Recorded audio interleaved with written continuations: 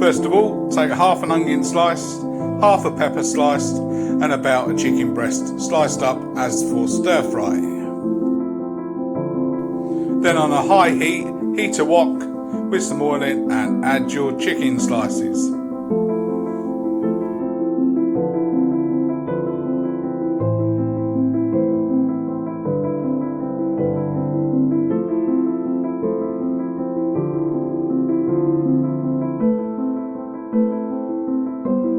Once it's sealed off, start to stir with your tongs or a wooden spoon.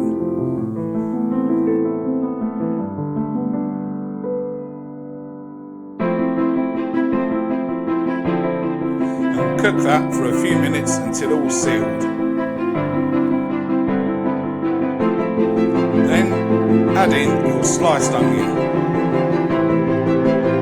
followed by your sliced pepper. Once this is all cooked down, you can add some spices, some sweet chili sauce, some hoisin sauce, or some fajita seasoning. Lovely. Then pop into some pita pockets and serve with a nice mixed salad.